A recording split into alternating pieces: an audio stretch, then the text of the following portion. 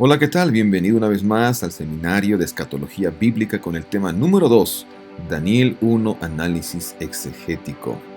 En este seminario podrás descubrir el significado de los nombres de los personajes principales de Daniel 1 como Nabucodonosor, Daniel y otros. También verás la importancia de entender expresiones como 10 veces mejores y mucho más. Bienvenido y alístate porque aquí comenzamos.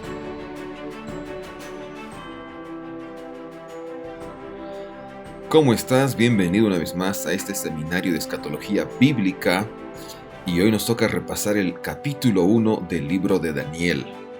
Le titulé Daniel 1, análisis exegético. El tema 2, el tema 1 referente a la introducción al libro, lo vas a encontrar también en este canal, que lo puedes compartir y suscribirte. Nos toca entonces repasar algunos elementos importantes de este primer capítulo. Sabemos que en el segundo capítulo vemos ya un sueño y una interpretación que vamos a ver que habla acerca de los eventos finales o la historia del mundo. Pero en este primer capítulo vemos algunos temas muy importantes. Vamos a comenzar entonces con el significado de los nombres en el libro de Daniel. ¿Está bien? Bienvenido una vez más. Comencemos.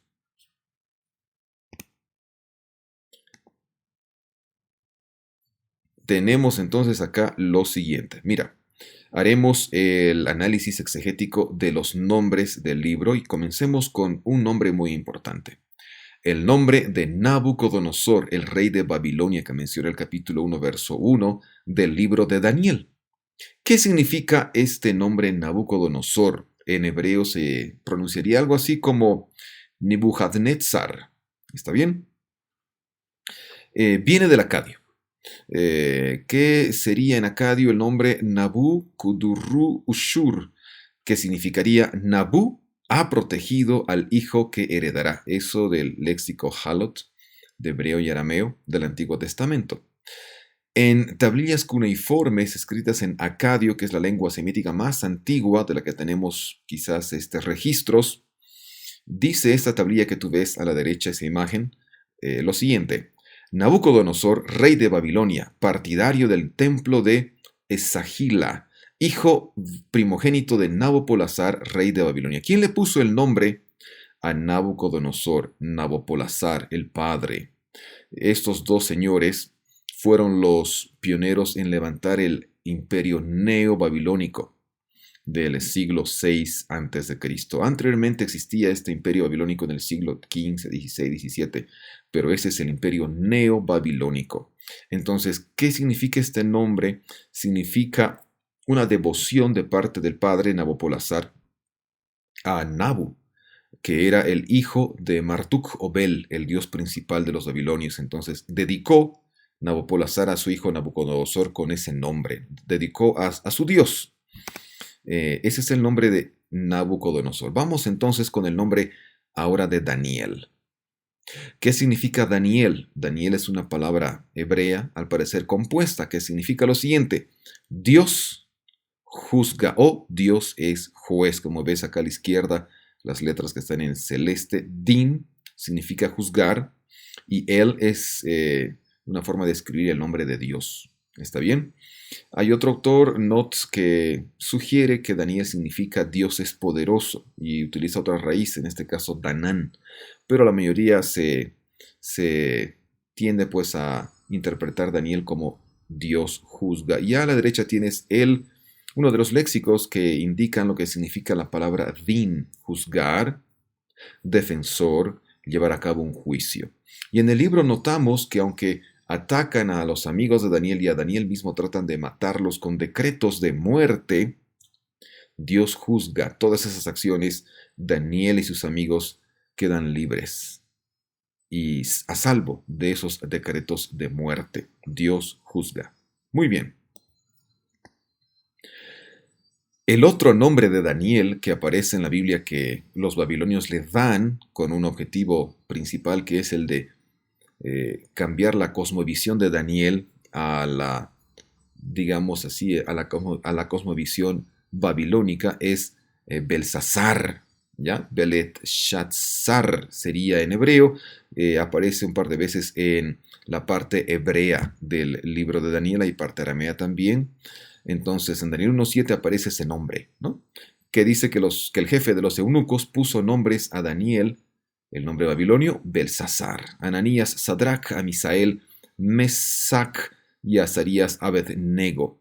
Aparentemente todos los nombres babilonios tienen relación con los dioses babilonios, pero el autor del libro de Daniel, que es el mismo Daniel, según ahí el mismo el libro y las fuentes que podemos utilizar, el autor utiliza los nombres de esos dioses babilonios y los cambia para quizás hacer una ironía de esos nombres babilonios, considerando que estos jóvenes son hebreos y creen en el Dios de los cielos.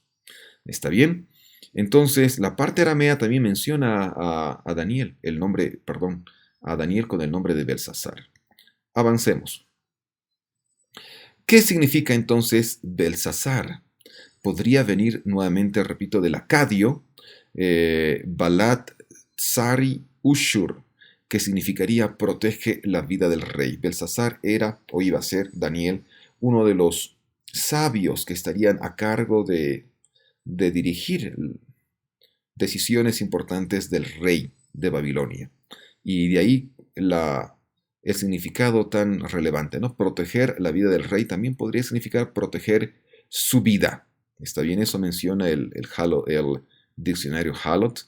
Hay otro diccionario que sugiere esta interpretación. El Gesenius, Hebrew and Chaldee Lexicon of the Old Testament, sugiere lo siguiente, que Beletshazzar significa príncipe de Bel. ¿Quién es Bel?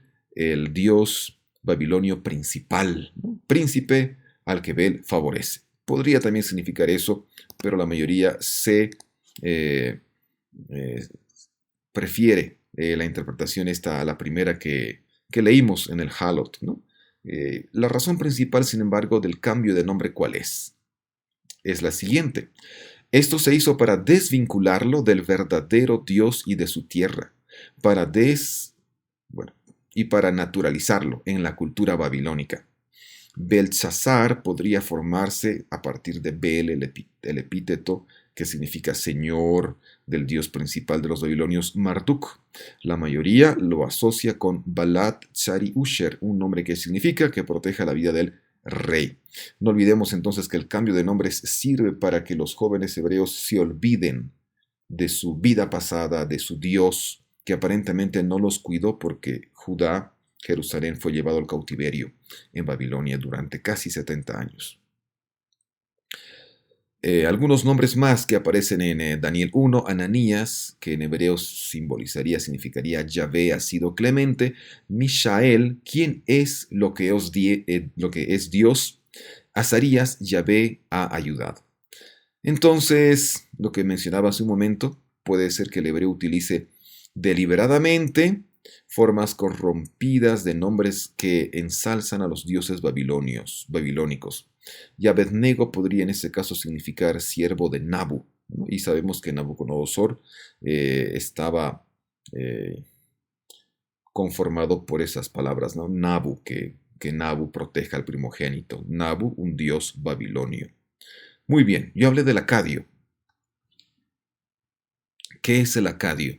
El lenguaje semítico más antiguo del que se tiene constancia. Esta lengua era común en el antiguo Oriente Próximo hasta el siglo VIII. De acá, del acadio, y ahí tú ves una tablilla cuneiforme escrita en acadio de mucho tiempo atrás, del acadio surgen dos lenguas muy conocidas de imperios que la Biblia menciona, el imperio asirio y el imperio babilónico. ¿De dónde sale esta lengua asiria y la lengua babilónica? Del acadio, como tú estás viendo ahí en la diapositiva. Y uno de los reyes de Acadia, por así decir, fue Sargón I, del segundo milenio aproximadamente. Y mira lo que se leyó en esta tablilla cuneiforme que ves a la derecha. Sargón, rey de Acad, rey de los 4 rincones de la tierra, rey fuerte. Y esto de los 4 rincones, 4 puntos cardinales de la tierra, se menciona se menciona en Daniel capítulo 7, esta idea de los 4 puntos cardinales. Vamos a estudiarlo también. Qué interesante como él quiere presentarse, Sargón, ¿no? Registros de los anales de la historia. Muy bien, vamos ahora. Daniel, el capítulo 1 en adelante, registra el conflicto, diríamos el gran conflicto entre el bien y el mal, y entre dos ciudades que en el libro de Apocalipsis se menciona, y se las menciona con bastante importancia. Leo el versículo 1 de Daniel, que dice así. Ahí está a la derecha el hebreo también, pero leemos en español y dice lo siguiente. En el tercer año del reinado de Joacim, rey de Judá, vino Nabucodonosor, ya sabes quién es Nabucodonosor, rey de Babel o Babilonia, a Jerusalén y la sitió. Este versículo entonces está mostrando el entorno de la situación, los caracteres principales y la trama, ¿no? El sitio, la lucha, la pelea entre Babilonia y Jerusalén. Claro que el versículo 2 especifica por qué Nabucodonosor sitia Jerusalén. El Señor entregó en sus manos a Joacim, rey de Judá, y parte de los utensilios de la casa de Dios, y los trajo a la tierra de Sinar, a la casa de su Dios, y colocó los utensilios en la casa del tesoro de su Dios. ¿Quién llevó los utensilios de la casa de Dios? Nabucodonosor, a la casa de su Dios, Bel, ¿no? Entonces, hay una frase importante acá que tenemos que revisar.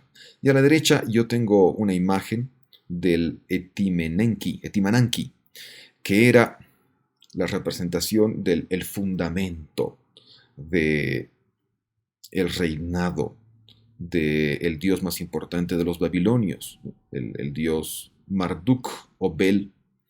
Tenía dos nombres y quizás más, ¿no? Este Etimananki, que era algo así como una pirámide, simbolizaba justamente eso, el fundamento del reinado de el dios Bel, Marduk, en la tierra. Y se parece este sigurat bastante a la torre que tratan de levantar los hombres luego del diluvio en la planicie de Sinar de Génesis capítulo 11. ¿Qué relación existe entre estas construcciones y este nombre? Entonces vamos a ver, mira, gracias al software podemos hacer una búsqueda de palabras rápida, entonces marcando las dos palabras acá, tierra de Sinar, Eretz Sinar, nosotros haciendo un doble clic y buscando en el lexema, podemos encontrar lo siguiente. Encontramos 4 versículos que registran esta frase, tierra de Sinar. Y encontramos la primera mención en Génesis 10:10. El contexto es, miren, el reinado de Bel, Erec, Akkad, Calne, ciudades en la tierra de Sinar. Ahí se menciona a Akkad, ¿no? Babel y la tierra de Sinar juntas. El capítulo 11, verso 2 de Génesis presenta ese acontecimiento de la torre de Babel, ¿no es cierto? Dice, aconteció cuando salieron de oriente, hallaron una llanura en la tierra de Sinar y se establecieron allí, y la historia comenta que edificaron una torre con la intención de llegar al cielo. ¿Para qué? Para que no fuesen destruidos los seres humanos por otro diluvio. Que los capítulos Génesis 6 al 9 mencionan el diluvio, que destruyó a todos los habitantes excepto a quienes entraron al arca que Noé construyó por orden de Dios. ¿Qué estamos viendo acá? Entonces, bueno, hay otras 2 menciones también en Zacarías y por supuesto en Daniel 1:2. ¿Qué está haciendo el autor? Permíteme mantener eso ahí. ¿Qué está haciendo el autor al mencionar en el versículo 2 en Daniel el capítulo 1 la tierra de Sinar, en vez de usar el nombre Babilonia? Está conectando, lingüísticamente hablando, el episodio de la Torre de Babel de Génesis 11, verso 2, con el actuar del rey Nabucodonosor. Por eso la mención tierra de Sinar. Y la tierra de Sinar en Génesis 11, que representa una eh, lucha, una contienda contra el mandato de Dios que había pedido que los seres humanos se esparzan por toda la tierra, pero esta gente en Sinar quiere unificarse, quiere unirse, juntarse y nunca separarse. Y aquí vemos a Nabucodonosor tratando de sojuzgar al pueblo de Dios y tratando de también cambiar la cosmovisión de estos príncipes que vamos a leer a continuación, que son tomados prisioneros de Judá y llevados a Babilonia. Muy bien, vamos con el versículo 3. Dice así: y dijo el rey a Aspenaz, jefe de sus eunucos, que trajera de los hijos de Israel del linaje real de los príncipes, muchachos en quienes no hubiera tacha alguna, de buen parecer, instruidos en toda sabiduría, sabios en ciencia, de buen entendimiento, idóneos para estar en el palacio del rey, y que les enseñaran las letras y las lenguas de los caldeos. Solamente quiero recalcar algo acá del versículo 3, la palabra Aspenaz. ¿Qué significa la palabra? Aquí está, Aspenaz. Es un jefe de eunucos. Significa que todos los que estaban a cargo de él, que trabajarían en el palacio del rey, eran eunucos, es decir, jóvenes que no podrían tener descendencia. Mirando acá el diccionario CBL, que tiene que ver con el hebreo, la lengua hebrea, es el Complete Biblical Library, biblioteca completa de la Biblia o el Antiguo Testamento. El comentario dice lo siguiente.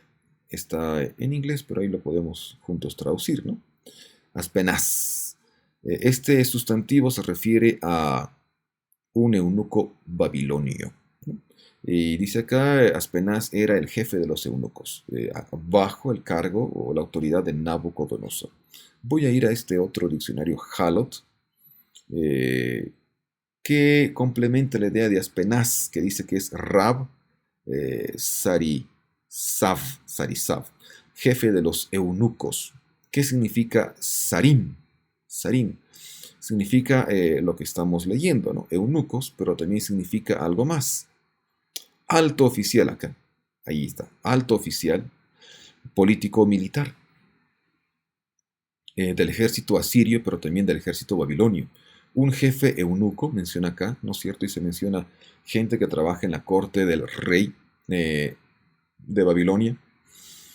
Y mayormente se traduce como eunuco. Algunos otros comentarios mencionan que las personas que trabajaban en el palacio del rey eran eunucos, pero no todos debían ser eunucos. Así que existe la posibilidad de que Daniel y sus amigos hayan sido eunucos, no hayan tenido descendencia, para cuidar el palacio, para cuidar del harem del rey, o puede que no hayan sido, no hayan tenido ese cambio, ¿no? Y hayan sido jóvenes normales. Hay la posibilidad. Eso podemos comentar acerca de la condición de estos jóvenes y del jefe que estaba a cargo de estos jóvenes, que en su mayoría, repito, eran eunucos. Muy bien, vamos ahora al versículo 5. ¿Está bien? ¿Y qué dice acá? Dice lo siguiente. Este jefe de los eunucos les señaló, el rey una porción diaria de la comida del rey y del vino que él bebía, y que los educara, Aspenaz, que los educara durante 3 años para que al fin de ellos se presentaran delante del rey.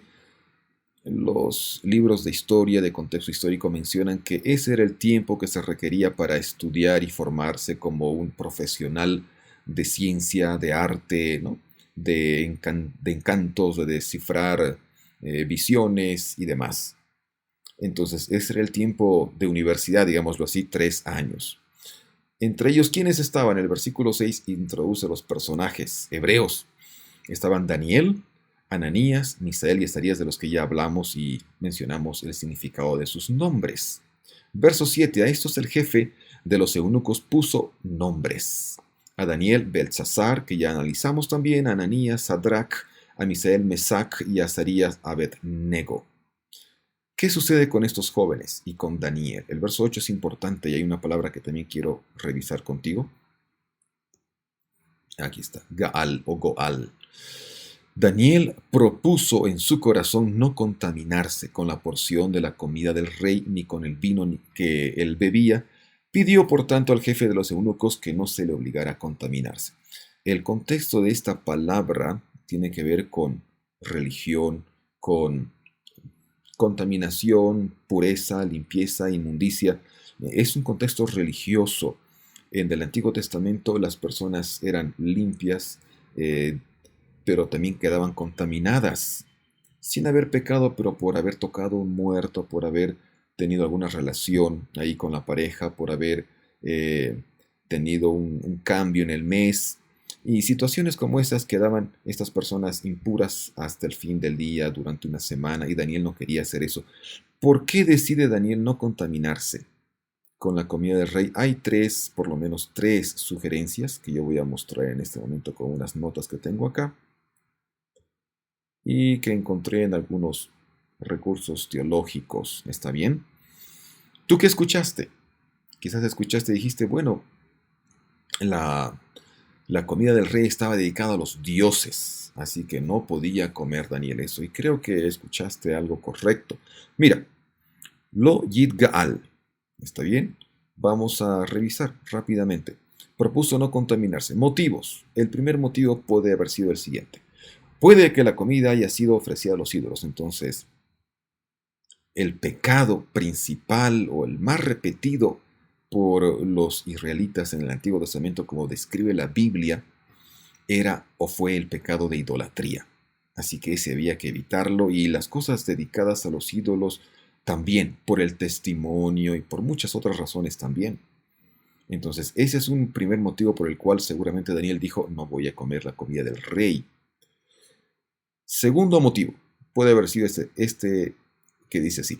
Daniel quería guardar la ley mosaica de animales limpios y la manera correcta de matarlos también, que era derramar toda la sangre. Quizás esa comida no había sido bien cortada, no había sido bien preparada. Entonces él, para evitar ese conflicto de conciencia, dijo, no voy a comer. De ahí el pedido de vegetales, ¿no? Claro que las leyes no se aplican al vino. El vino también estaba entonces, ¿qué cosa? Dedicado a ídolos, no sabemos, seguramente. Un tercer motivo sería el siguiente. El asunto principal, la asimilación a la cultura babilónica y la lealtad al rey. Al cambiar los nombres de los hebreos, al darles una comida, una bebida específica, el rey que estaba queriendo decirles, ustedes me pertenecen, ustedes hacen mi voluntad, van a pensar como yo, van a comer como yo, van a beber como yo, van a olvidarse de sus raíces, de sus costumbres religiosas.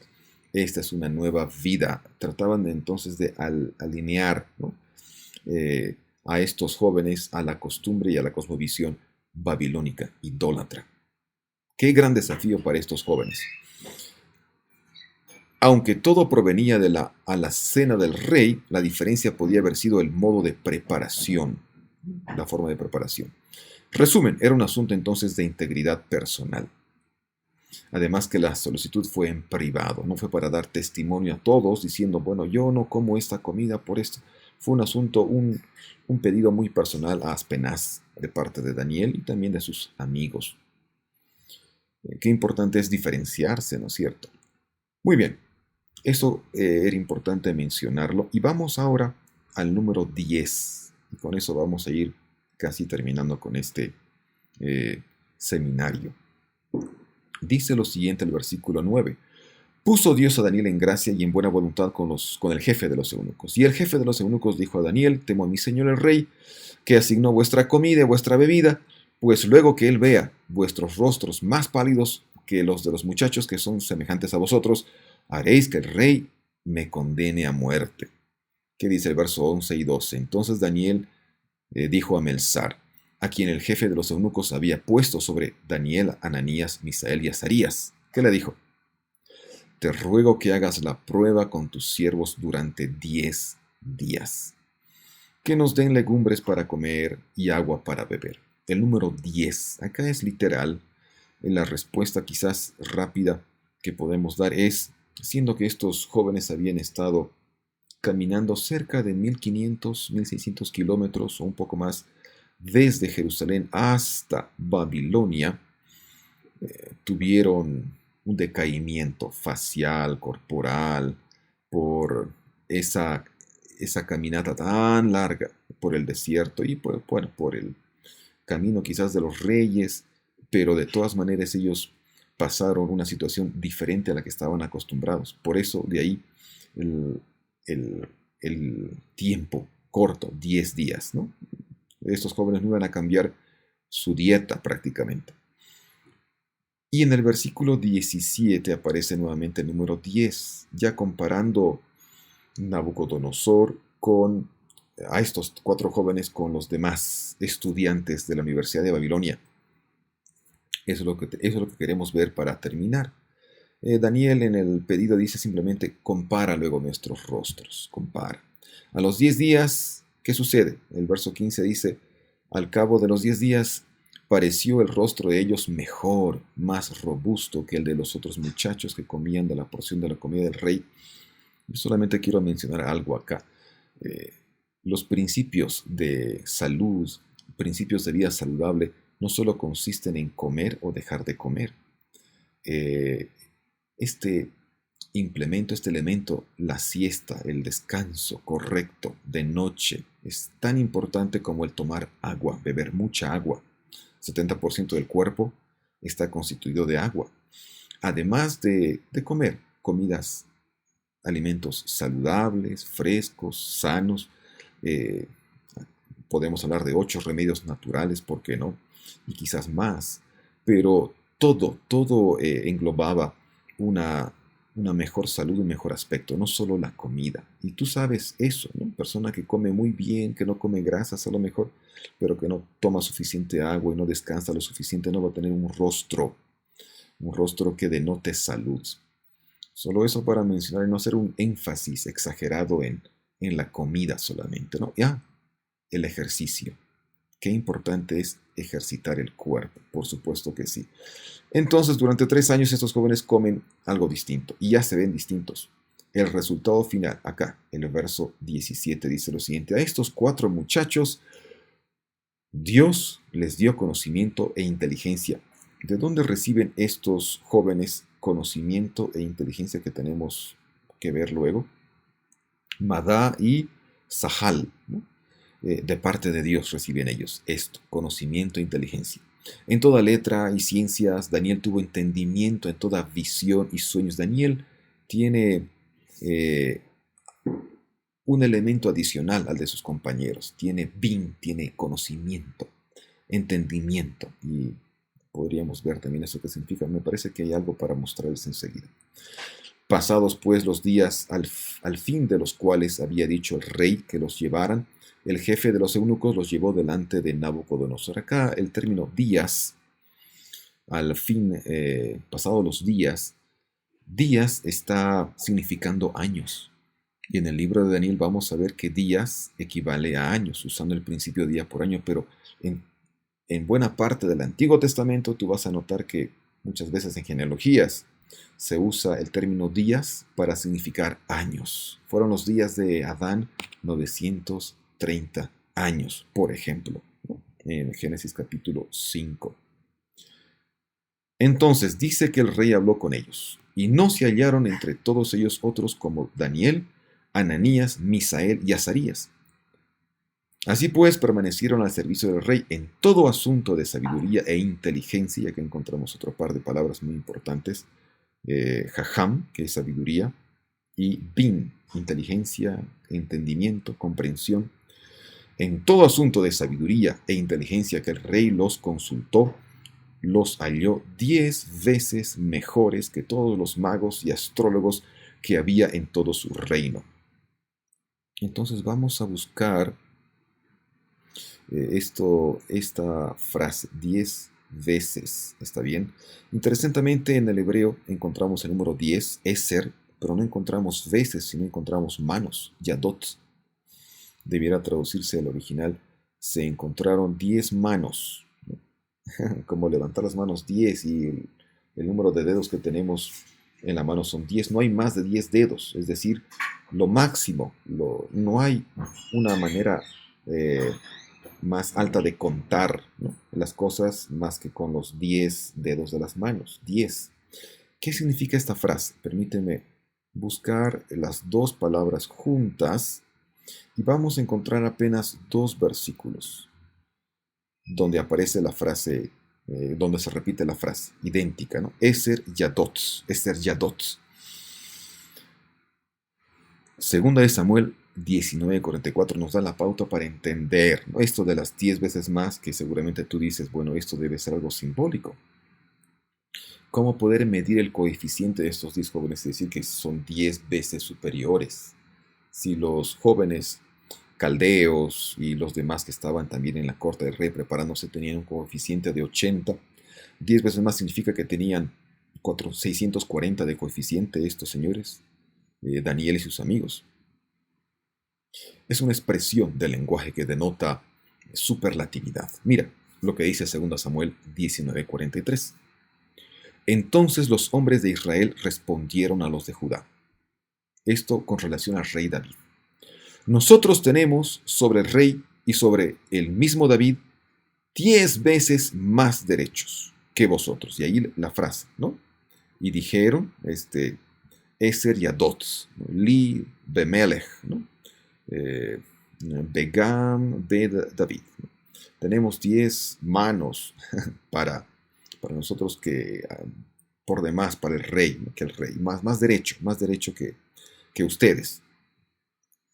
¿Por qué pues nos habéis menospreciado? ¿Acaso no fuimos nosotros los primeros que propusimos hacer volver a nuestro rey? Sin embargo, las palabras de los hombres de Judá fueron más violentas que la de los hombres de Israel.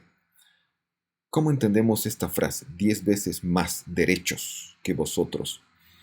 Eh, denota superlatividad, lo máximo, ¿no? Los del norte estaban argumentando que tenían mucho más derecho, un derecho incomparable con los de Judá, para que el rey David haya vuelto al trono. Ese es el contexto. Y cuando leemos entonces Daniel 1:20, acá está, ¿no es cierto?, donde el rey Nabucodonosor dice, bueno, los salió 10 veces más, 10 veces mejores, 10 manos que todos los demás. ¿Quiénes eran los demás? Aquí quizás hacemos mención a los Artumim, los magos, que debían seguramente hacer encantos. Bueno, aquí están los Ashafim, los astrólogos, no sé si están acá los Hasidim, los caldeos, pero están estos dos grupos por lo menos.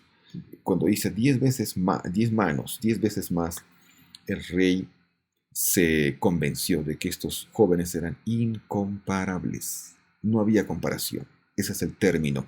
También escucharás expresiones así en Daniel, como en Daniel capítulo 3, por ejemplo, ¿no? Calientan el horno 7 veces más. ¿Ah? Bueno, eso es importante. Y vamos a terminar con algo más que quiero mostrarte acá. 10 veces mejores, resumiendo quizás lo que hemos visto con estas diapositivas. La sabiduría babilónica es falsa. ¿Por qué? Solo con hablar con ellos, Nabucodonosor reconoce que Daniel, Ananías, Misael y Azarías, notes el uso de los nombres hebreos por parte del narrador, porque en el versículo 20 no se usa Belsasar, Abednego, no, se usan los nombres hebreos, aunque ya les cambiaron los nombres. Son mucho mejores que los magos y encantadores profesionales de Babilonia. Al fin y al cabo, la Biblia deja claro una cosa. La superioridad de la sabiduría israelita sobre la babilónica no es una cuestión tanto de grado de estudio o de preparación, sino de tipo. Los sabios babilónicos no son tan incompetentes como falsos, y eso se demuestra en el capítulo 2, que muy pronto veremos. Porque en el capítulo 2, cuando el rey tiene un sueño y no sabe qué significa y no se acuerda del sueño, estos magos, encantadores, esos astrólogos, estos caldeos del capítulo 1 le dicen al rey, no podemos interpretar este sueño, solo los dioses pueden interpretar. Y ahí aparece Daniel, que recibe la interpretación de parte de Dios. Así que son falsos. Esta lección es muy importante. Confiar en los magos, los encantadores, los hechiceros, los astrólogos, o lo que comúnmente podríamos llamar los brujos. ¿Vale la pena? Tú saca tus conclusiones. La sabiduría babilónica es falsa, porque también afirman recibir su sabiduría de dioses que los israelitas reconocen como inexistentes, o peor aún, del lado oscuro, como dice Deuteronomio 18:14. Las naciones que desposeerás escuchan a los que practican la hechicería o la adivinación, pero en cuanto a ti, le dijo Dios a su pueblo, Yahvé tu Dios no te lo ha permitido, porque no vale la pena. Aquí está el nombre Ananías, Misael y demás, ¿no es cierto? Bien, aquí terminamos, me parece, con esta diapositiva, estas palabras, Jajma, Binah, sabiduría e inteligencia, que aparece en el libro de los Proverbios, que Dios da. ¿Recuerdas Proverbios 1:7? El principio de la sabiduría es el temor de Jehová. Mira esta conexión entre estas palabras, Jajma, sabiduría, y lo que demuestran estos jóvenes hebreos en Babilonia. Es demasiado fácil decir que Daniel no tenía nada que ver con este tipo de sabiduría, la sabiduría que se le enseñó. Si bien es cierto que los cuatro se caracterizan en primer lugar por el tipo de sabiduría asociada al libro de los Proverbios, conocimiento y entendimiento, el propio Daniel se asocia con una especie de sabiduría mántica. En el tema por el hecho de que interpreta sueños, y para los babilonios esto es algo sobrenatural, ¿no? Daniel podía entender visiones y sueños. De hecho, veremos que Dios utiliza los conocimientos especializados de Daniel que Dios le está dando, y no la Universidad de Babilonia, como instrumentos para revelar sueños y profecías, ¿no?, que están más adelante en el libro. Aquí hay varios pasajes que hablan de sabios y entendidos, en Deuteronomio, en Primera de Reyes, en Isaías, y eso viene de parte de Dios. Muy bien, entonces, este sería el fin de la historia del capítulo 1 de Daniel. Bueno, la historia termina de esta forma. Así continuó Daniel hasta el año primero del rey Ciro. Acá se menciona otro rey, pero de otro imperio. Quien se mantuvo con vida y miró levantarse un reino y caer fue Daniel, por mano de Dios. La siguiente estaremos compartiendo el capítulo 2 de Daniel, que trae ese sueño tan interesante de Nabucodonosor, así que esperamos que puedas ver también el siguiente video.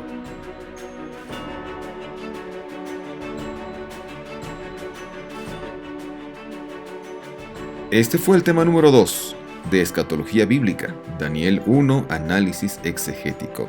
Te invito a que compartas este video si te gustó y te suscribas al canal para estar al tanto de nuevos seminarios. La siguiente estaremos compartiendo contigo el capítulo 2 del libro de Daniel. Hasta la próxima.